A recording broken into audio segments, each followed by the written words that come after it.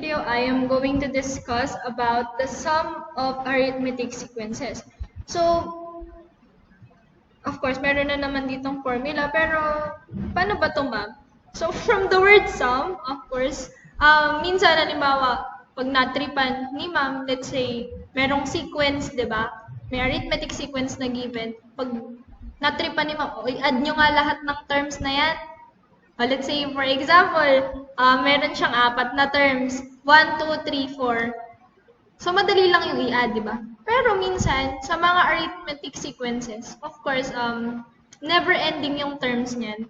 Ibig sabihin, wala siyang katapusan, kung tutuusin. Paano kapag natripan ni ma'am na ipa-add sa inyo yung first 50 terms ng isang given na arithmetic sequence? So, can you list all the terms and then add them one by one? Of course, mahihirapan tayo. Kaya, itong mga mathematician natin na naman ay nag-derive ng formula for us to be able to easily add the terms in a given arithmetic sequence. Of course, given na kung hanggang ilan yung terms lang yung i-add mo. So, let's say, for example,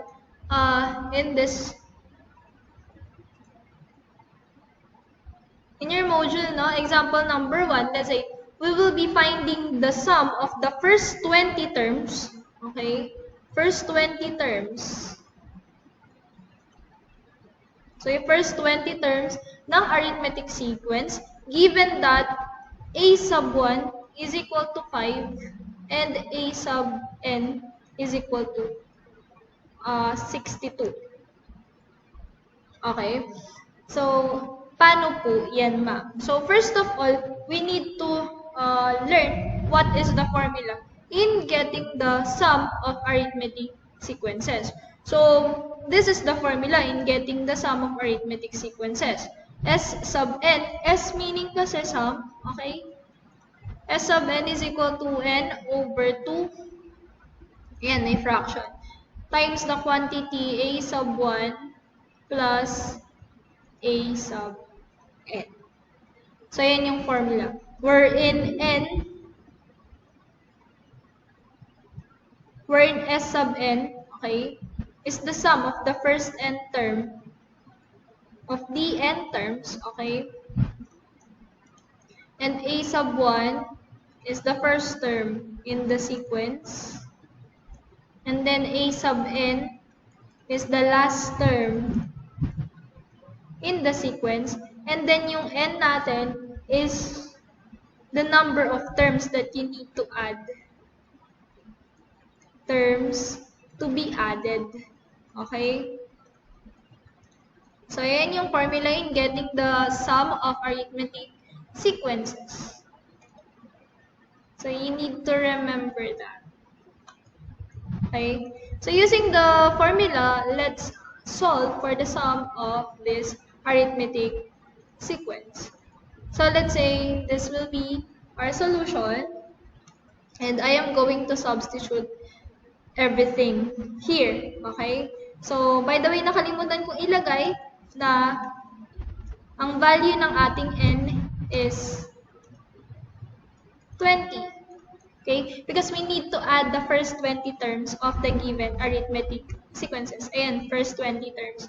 So, the solution will be, move ko yung solution. Okay.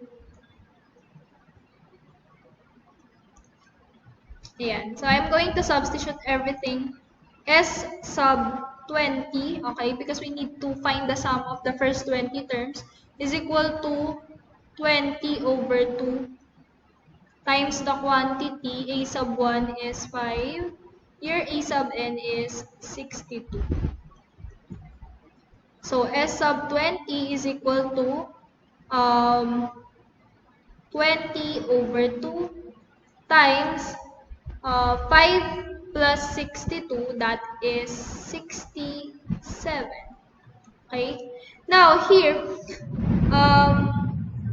mamimili kayo kung anong gusto nyo unang i-simplify. Pero dalawang solution kasi yung mangyayari. Pwede nyo siyang i-multiply sa 20, tapos i-divide sa 2, pero pwede nyo naman agad i-simplify ito, yung 20 over 2. Pero I suggest na i-simplify nyo na lang ito agad, yung fraction. So 20 divided by 2, that is 10 times 67. Okay, para mas madali. So S sub 20 is 10 times 67. That is 670. So therefore, ayan na yung sagot. Therefore, your answer is the sum of the first 20 terms of the sequence or of the arithmetic sequence is 607. How about another example? Let's say we have example number 2. And then we will be finding the sum of the first 15 terms. So 15 terms yung i-add natin. N is equal to 15, okay? Of the arithmetic sequence, given that the first term is 8. So A sub 1 is 8. And the 15th term is 100. So A sub 15 is 100. Yun yung A sub n mo. Okay? So, nilagay ko lang A sub 15. Palitan natin kasi baka magkaroon ng confusion. Ito yung last term sa sequence. 100. So, again, using the formula, S sub n is equal to n over 2 times the quantity A sub 1 plus A sub n. So, straight up, I'm going to substitute everything to solve this. So, S sub 15, kasi we will be looking for the sum of the first 15 terms of the sequence. And then, N is 15, okay, over 2 times quantity 8 plus 100. S sub 15 is equal to 15 over 2 times the quantity 8 plus 100, that is 108. So I'm going to move this kasi hindi na siya kasya.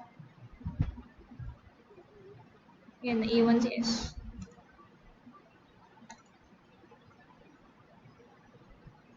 Yan. And now, S sub 15. So we can simplify agad-agad yung 15 over 2. So 15 over 2, that is 7.5. Okay? Times 108. So 7.5 times 108, the answer is 810. So therefore, the sum of the first 15 terms of the sequence, of the arithmetic sequence, is 810. That will be your final answer. So, yun. So, sometimes in getting the sum of arithmetic sequences, yung value ng last term ay hindi minsan binibigay. So, we will be using the formula for the nth term of arithmetic sequences in getting that. Let's say, for example, we have this given, no? Sabi sa given, find the sum of the first 40 terms. O sige, I'm going to write the problem.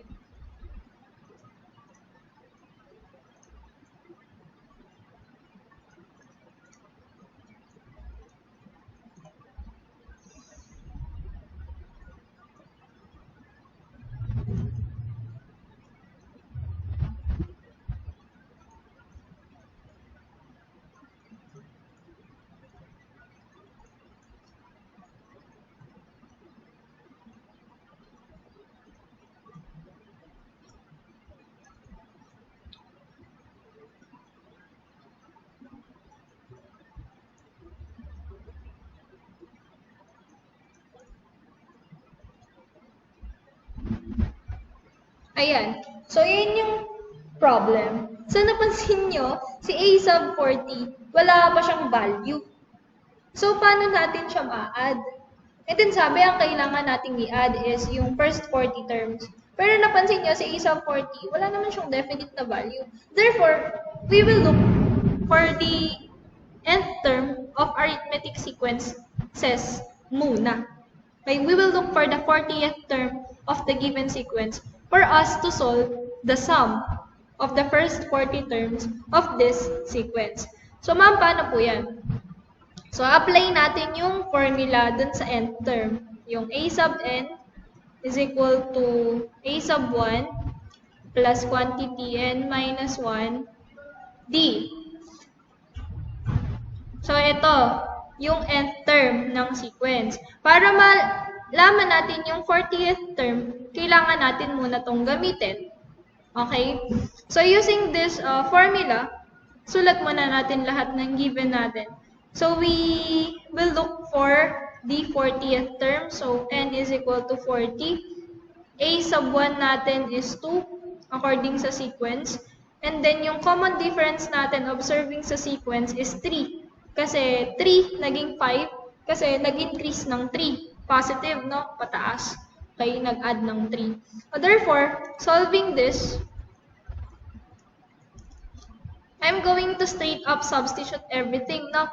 So, A sub 40 is equal to, or A sub 1 is 2 plus 40 minus 1, and then the common difference is 3.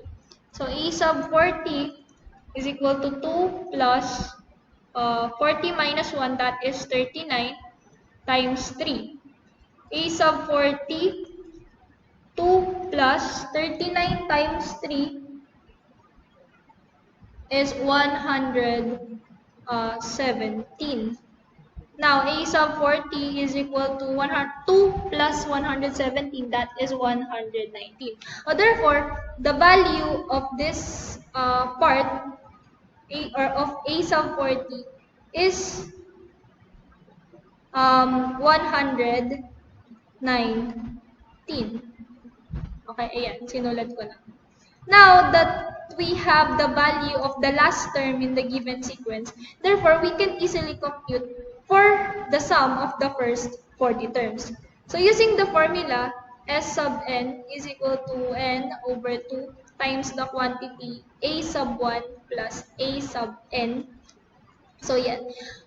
Let's write the given. No? So, the n is the first 40 terms. Okay? Napansin niyo yung pagkakaiba? Okay? Iba-iba kasi siya. Na huwag kayo dun malilito. So, A sub 1 natin is 2. A sub n natin is 119 kasi siya yung last term sa sequence. So, solving this, I am going to straight up substitute everything, no?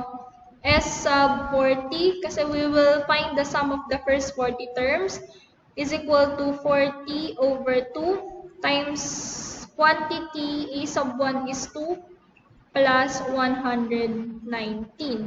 S sub 40 is equal to 40 over 2 times the quantity 119 plus 2, that is 121. Okay? So, taas ko lang siya ng konti kasi hindi na siya kasha. S sub 40 is equal to, we can simplify this agad-agad. So, that is 20 times 121. So, the product of 20 and 121 is 2,420. Therefore, that is the sum of the first 40 terms in the sequence. So, I am just going to write the answer here. So, the answer, the sum of the first 40 terms in the arithmetic sequence is 2,420. So, if merong mga problems na kailangan nyo muna i-apply yung formula sa nth term, then mas madali lang. Actually, kapag na-master nyo na. Okay, so you need to study, you need to observe very, very hard in solving problems regarding sequences. Okay? Kasi medyo madayang formula na mati-take up. So you need to be very careful, very observant. And I know that you can do it if you study hard. So good luck!